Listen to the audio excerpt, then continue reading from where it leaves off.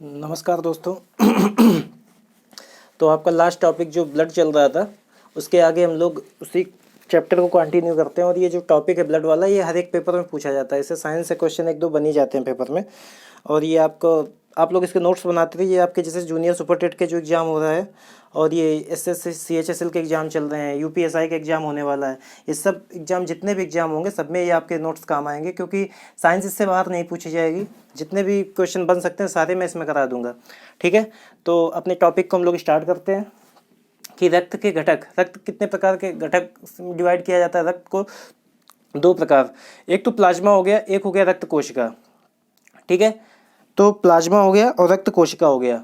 Plasma क्या होता है? अब देखिए इसमें एक चीज़, प्लाज्मा कितने परसेंट पाया जाता है? रक्त में जो प्लाज्मा है आपका 55% पाया जाता है।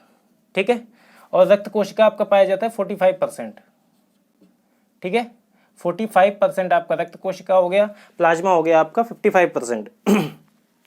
तो अब इसमें एक चीज़ आप देखिए कि ब्लड में सबसे बड़ा भाग किसका हो गया? प्लाज्मा का हो गया, क्योंकि रक्त कोशिका सिर्फ 45% पाई जा रही है। इसके बाद अब देखिए प्लाज्मा में होता क्या क्या है। प्लाज्मा में आपका होता है, किससे मिलके बना होता है प्लाज्मा? 92% होता है इसमें वाटर। ठीक है, 92% वाटर हो गया, 7% प्रोटीन हो गया, 7% हो गया आपका प्रोटीन। ठीक है, और 1% आपका हो जाता है सॉल्ट। 1% आपका सॉल्ट हो जाता है, नमक हो जाता है। ठीक है, 92% आपका वाटर हो गया, 7% आपका प्रोटीन हो गया और 1% आपका साल्ट हो गया। ठीक है, अब इसके बाद देखिए इतना सब मिला के प्लाज्मा बनता है। ठीक है, अब देखिए इसमें क्या क्या होता है। इसमें प्रोटीन कौन कौन सा होता है? प्लाज्मा में जो प्रोटीन होता है, एक तो आपका होता है फाइब्रिनोजिन प्रोटीन होता है, एल्ब्यूमिन प्रोटीन होता है और प्रोथ्राम्बिन प्रोटीन होता है। ठीक है, आप लोग चाहें तो इसको लिख सकते हैं कि प्लाज्मा में कौन कौन सा प्रोटीन होता है। प्लाज्मा में एक तो प्रोटीन हो गया आपका, प्रोटीन देखिए फाइब्रिनोजिन। ठीक है, एक आपका ये प्रोटीन हो गया, एक आपका हो गया एल्ब्यूमिन। ठीक है, और एक आपका हो गया प्रोथ्राम्बिन।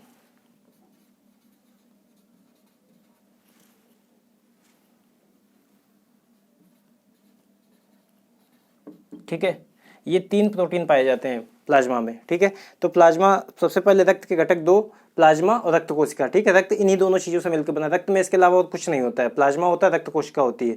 तो प्लाज्मा, अब रक्त में जो वाटर होता है किस 92% वाटर होता है। ठीक है, जो कि प्लाज्मा में होता है। प्लाज्मा 55%, प्लाज्मा में 92% वाटर, 7% प्रोटीन हो गया और 1% सॉल्ट हो गया। 7% जो प्रोटीन होता है उसमें कौन कौन से प्रोटीन होते हैं? फाइब्रिनोजिन प्रोटीन होता है, एल्ब्यूमिन प्रोटीन होता है और प्रोथ्राम्बिन प्रोटीन होता है। ठीक है, ये तीनों क्या करते हैं? ब्लड कैविटी में ब्लड क्लॉटिंग में भाग लेते हैं। ठीक है, क्या करते हैं तीनों? ब्लड क्लॉटिंग में भाग लेते हैं। ठीक है, तो इसके बाद क्या है? प्लाज्मा का मेन फंक्शन जो होता है, मेन कार्य क्या होता है? इसका मेन कार्य क्या होता है प्लाज्मा का? एक तो हो गया आपका रक्त का स्कंदन कराता है। आप लोग लिख लीजिए, ब्लड क्लॉटिंग कराता है, रक्त स्कंदन। ठीक है, इसको बोलते हैं इंग्लिश में क्लॉटिंग कंडक्ट कराता है। ठीक है, जैसे चोट में ब्लड निकला 3-4 मिनट बाद क्या होगा? ब्लड बहना बंद हो जाएगा। इसी को क्या बोलते हैं? ब्लड क्लॉटिंग बोलते हैं। हमारे कहीं भी बॉडी में फोड़ी फुंसी हो जाती है, उससे अगर फोड़ दें ब्लड निकलता है, लेकिन थोड़ी देर बाद वो बहना बंद हो जाता है। वो किसकी वजह से होता है? इसी की वजह से होता है। ठीक है, अभी आपको आगे बताऊंगा कैसे होता है। ठीक है, अब इसके बाद प्लाज्मा, दूसरी चीज़ प्लाज्मा क्या करता है? प्लाज्मा करता है जो ब्लड की पीएच वैल्यू होती है उसको मेंटेन रखता है। ठीक है, प्लाज्मा जो होता है ब्लड की पीएच वैल्यू को मेंटेन करता है। PH value maintain. ठीक है, आप लोग नोट्स लिखते जाइए इसके।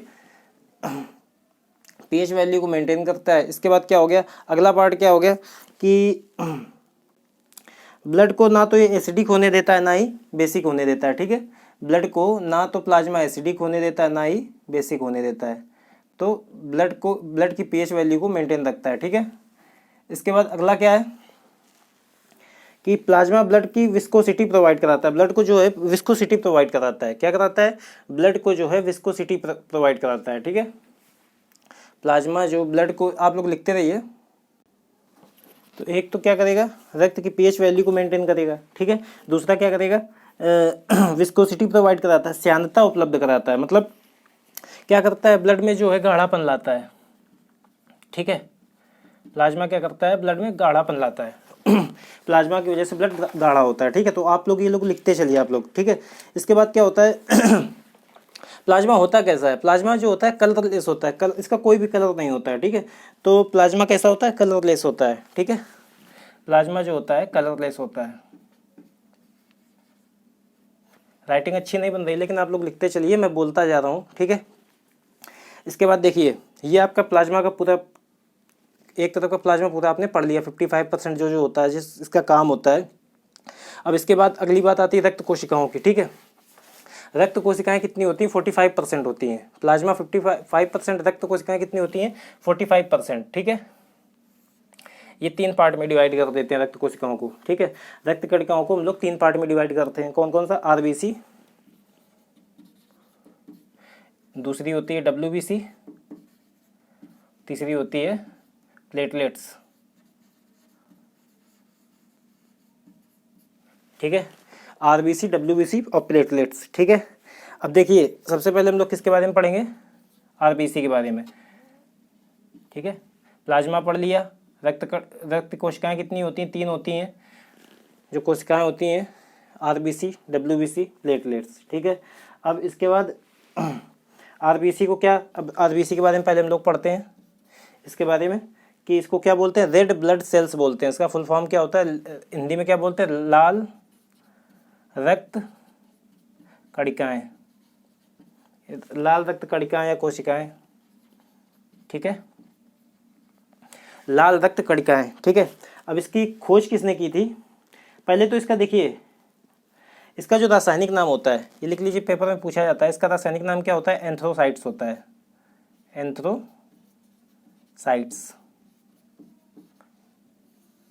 ठीक है। एंथ्रोसाइट्स का रासायनिक नाम होता है, ठीक है।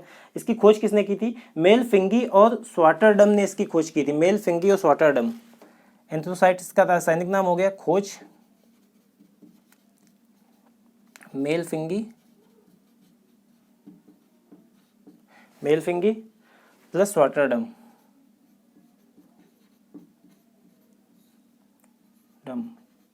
ठीक है। मेल फिंगी और स्वाटरडम, इन लोगों ने इनकी खोज की थी, ठीक है। आरबीसी का अमाउंट कितना होता है, आप लोग लिखते चलिए इसको, ठीक है। रोक रोक के स्टॉप करके लिख लीजिए, मैं आपको आगे बताता जा रहा हूँ। आरबीसी का अमाउंट कितना होता है बॉडी में, तो ये इसका अमाउंट होता है लगभग 4.5 से 5 मिलियन पर सीसी, ठीक है। 4.5 से 5 मिलियन पर सीसी पर क्यूबिक सेंटीमीटर, ठीक है। शेप इसका कैसा होता है, राउंड टेबल शेप होता है, ठीक है। शेप होता है round table shape, round table shape. Paper में इससे बाहर क्वेश्चन बन ही नहीं सकता, आप लोग इसके नोट्स बनाते चलिए, मेरा भरोसा करिए, इससे बाहर पेपर में क्वेश्चन नहीं बनेगा, ठीक है। और इसके बाद इसके अंदर माइटोकॉन्ड्रिया और केंद्रक नहीं पाया जाता है, ठीक है। इसमें क्या होता है, जो हमारी आरबीसी होती है, इसमें क्या होता है, माइटोकॉन्ड्रिया और केंद्रक इसमें नहीं पाया जाता है, ठीक है। तो माइटोकॉन्ड्रिया,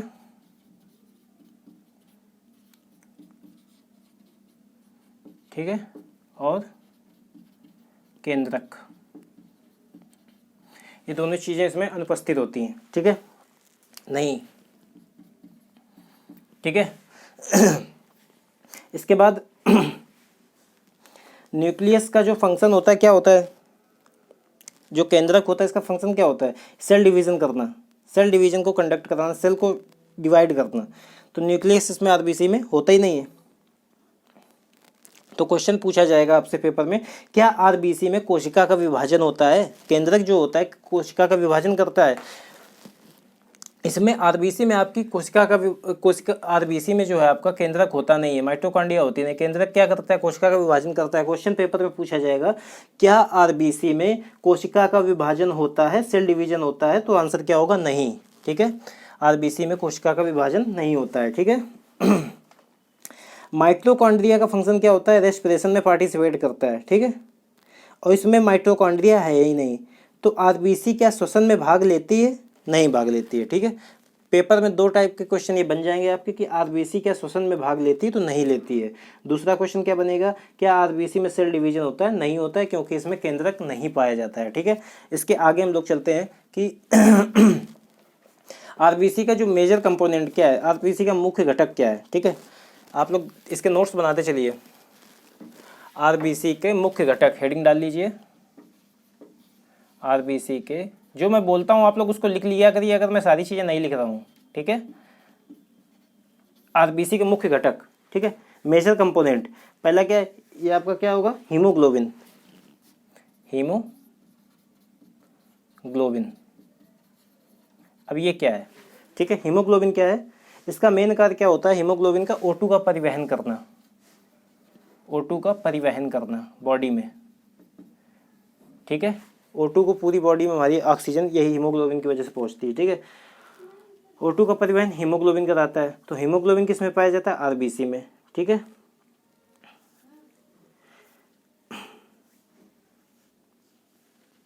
तो जैसे जैसे हम ऊंचाई पर जाते हैं, हाइट बढ़ती जाती है, जैसे जैसे हाइट बढ़ेगी तो क्या होता है, हाइट बढ़ने पर, ऊंचाई बढ़ने पर क्या होगा, O2 की मात्रा लेस होती जाती है, कम होती जाती है। ठीक है, तो क्या होगा, O2 की मात्रा घटती है तब आरबीसी की मात्रा बढ़ जाती है, क्योंकि हीमोग्लोबिन ज़्यादा चाहिए होता है बॉडी को, क्योंकि ऑक्सीजन चाहिए बॉडी को, बिना ऑक्सीजन के हम लोग मर जाएंगे।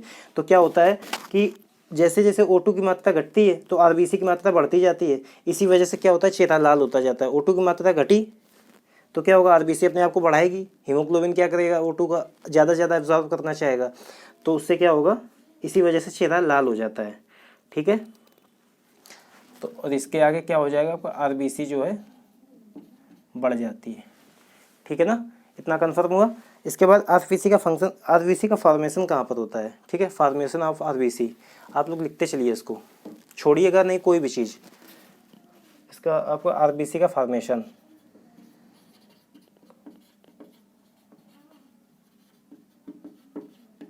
आरबीसी का फॉर्मेशन कहाँ पर होता है, बोन मैरो में, जहाँ आपका ब्लड बनता है उसी का है तो वही चीज़, तो इसका फॉर्मेशन कहाँ पर होगा, बोन मैरो में। ठीक है, बोन मैरो। आरबीसी का डिस्ट्रॉय कहाँ पर होता है, मतलब आरबीसी खत्म कहाँ पर होती है, नष्ट कहाँ पर होती है, यदि डिस्ट्रॉय कहाँ पर होती है, स्प्लीन में। ठीक है, डिस्ट्रॉयड कहाँ पर होती है, आरबीसी कहाँ पर नष्ट होती है, स्प्लीन में। ठीक है, स्प्लीन प्लीहा में, क्योंकि यहाँ आरबीसी खत्म होती है और रिसाइकिल भी होती है, तभी स्प्लीन को क्या कहा जाता है, आरबीसी की कब्र कहा जाता है। ठीक है, आरबीसी के कब्रिस्तान कहा जाता है, तभी इसको क्या कहा जाता है, आरबीसी का कब्र, क्योंकि यहीं पर ख़त्म होगी, यहीं पर रिसाइकल होगी, तो आरबीसी की कब्र बोलते हैं स्प्लीन को। ठीक है,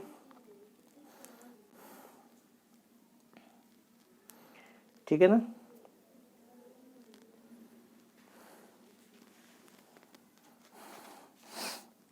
तो इसके बाद आगे क्या है कि डोपिंग क्या होता है, डोपिंग होता है एक प्रकार का ड्रग्स लेना। आप लोग समझते चलिए मैं क्यों बता रहा हूँ डोपिंग। डोपिंग क्या होता है, एक प्रकार का ड्रग्स लेना, मतलब क्या होता है, इसका प्रयोग अतिरिक्त ऊर्जा ग्रहण करने हेतु किया जाता है। ज़्यादातर एथलीट्स करते हैं इसका प्रयोग, प्लेयर करते हैं अधिकतर ऊर्जा एब्जॉर्ब करने के लिए। ठीक है, तो इसमें क्या होता है, एरिथ्रोपायोटिन हार्मोन जो होता है, ठीक है, एरिथ्रोपायोटिन हार्मोन, ठीक है, जो वो होता है वो इसे नेचुरली प्रोड्यूस करता है। ठीक है, यह हार्मोन क्या करेगा, आरबीसी की निर्माण प्रक्रिया को तेज कर देगा। ठीक है, तो और इस हार्मोन को कौन प्रोड्यूस करता है, किडनी प्रोड्यूस करती है। ठीक है, इस हार्मोन का नाम क्या होता है, एरिथ्रोपायोटिन, एरिथ्रोपायोटिन। ठीक है, ठीक है ना, इसको कौन प्रोड्यूस करता है, किडनी प्रोड्यूस करती है। ठीक है, लोग इसे बाहर से लेते हैं तो ये डोपिंग का रूप ले लेता है, अदरवाइज बॉडी से खुद ही प्रोड्यूस करती है नेचुरली। ये हार्मोन नेचुरली अपनी बॉडी में खुद प्रोड्यूस होता है। ये हार्मोन करता है कि आरबीसी की निर्माण प्रक्रिया को तेज कर देता है। ठीक है, तो थकावट होगी नहीं, आरबीसी ज़्यादा बन जाएगी तो क्या होगा, ऑक्सीजन की मात्रा ज़्यादा हो जाएगी, तो थकावट। जितने भी डोपिंग या ड्रग्स वाले लिए जाते हैं वो क्या करते हैं, ईपीओ को स्टिमुलेट करने के लिए यही करते हैं, यही लेते हैं। ठीक है, तो ईपीओ क्या होता है, ईपीओ आरबीसी की निर्माण प्रक्रिया को स्टिमुलेट कर देगा। ठीक है, ईपीओ क्या करेगा, आरबीसी की निर्माण प्रक्रिया को आरबीसी की निर्माण प्रक्रिया को स्टिमुलेट कर देगा। कौन? ईपीओ। इसी को ईपीओ बोलते हैं क्या? एरिथ्रोपायोटिन। ठीक है, तो डोपिंग वाले क्या करते हैं? इसी को लेते हैं ज़्यादातर। ठीक है, आरबीसी का अमाउंट और डेफिशिएंसी, आरबीसी का हेडिंग क्या डालिए? अगला आपको ये समझ में आ गया होगा। आरबीसी का, अगर आपको ना समझ में आया हो, एंड डेफिशिएंसी, तो मैं आपको फिर से एक बार बता देता हूँ।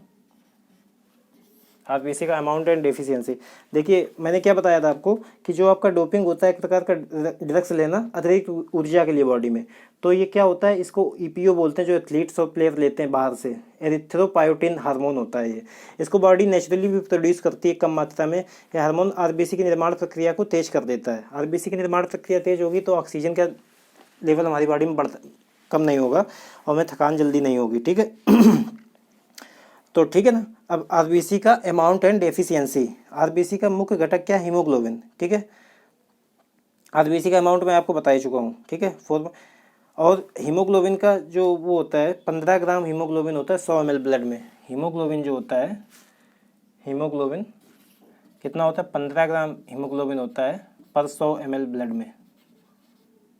ठीक है, हीमोग्लोबिन 15 ग्राम होता है 100 ml ब्लड में। ठीक है, अगर आरबीसी की कमी होगी तो क्या होगा? इसके साथ साथ हीमोग्लोबिन की कमी होगी, दोनों की डेफिशिएंसी होने पर क्या होगा? एनीमिया को इंडिकेट करती है। ठीक है,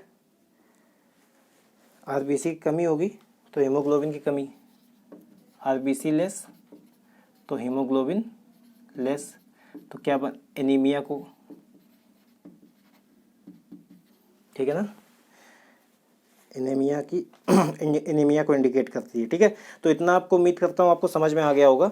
अभी आपको इसी के आगे अभी और पढ़ाना है, तब तक आप लोग इसी को पढ़िए। ठीक है, इस वीडियो को यहीं पर स्टॉप करते हैं, आगे वीडियो आपको जल्दी ही मिलेगी। ठीक है, थैंक यू। और हाँ दोस्तों, चैनल को ज़्यादा से ज़्यादा लोगों में शेयर करिए, लाइक करिए और सब्सक्राइबर बढ़वाइए चैनल के, जिससे मुझे और मोटिवेशन मिले अच्छे अच्छे वीडियो बना के देने का। ठीक है, धन्यवाद।